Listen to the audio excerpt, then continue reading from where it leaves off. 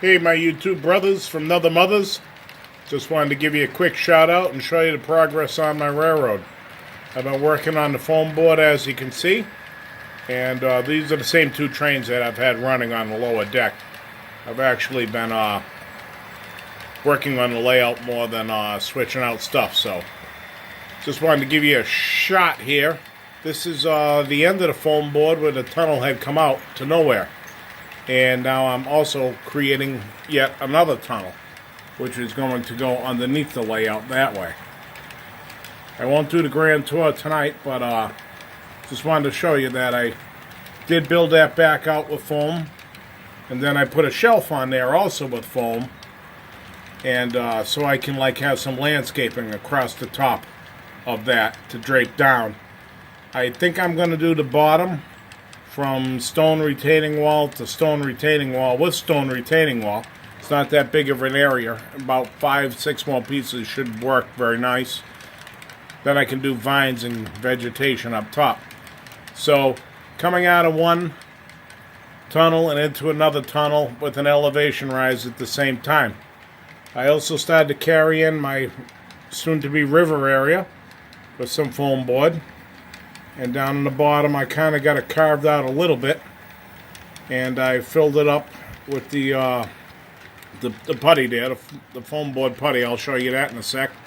To kind of clean it up nice, and around. So that will ultimately be my river, pond, whatever you want to call it.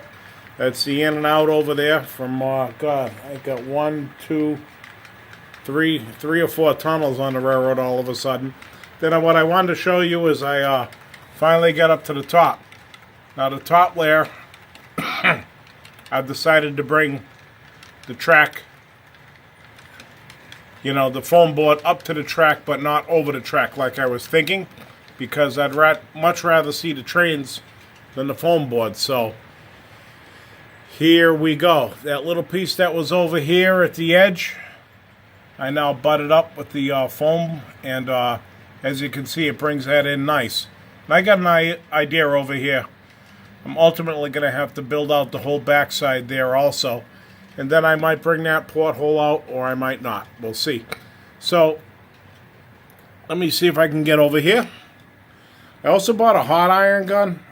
If you guys don't have one of those hot iron foam cutters, I suggest it because it's quite the way to go. This is all still rough, but I started to get kind of the gist of what I wanted to do. But I don't want to get too fancy until I get the top layers up. I'm trying to get the big stuff done. But we're there. Then this is the other portal coming in from one tunnel. I am going to rip these out. I totally forgot that I wanted to have them lower, like this level. So this guy, and this guy are coming out, because it's just too high. I don't know what I was thinking. So it will come down to that, and then you'll be able to see that.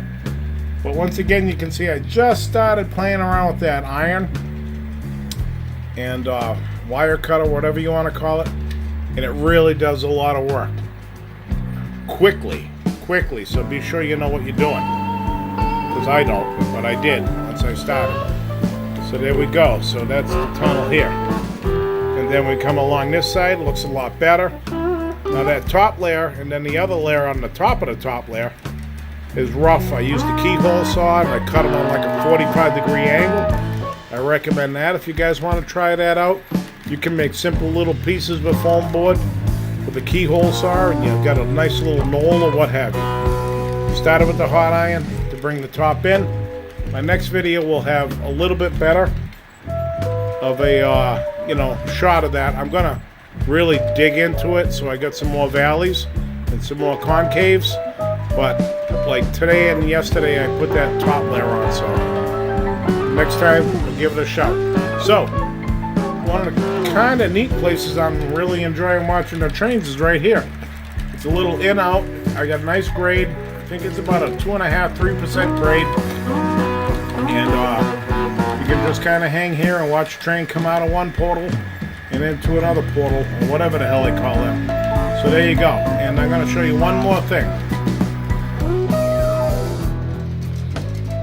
Over here in the downtown area, which You could see on my last video with the music there, I started with the road striping, and I gotta tell you, these stripes work fantastic.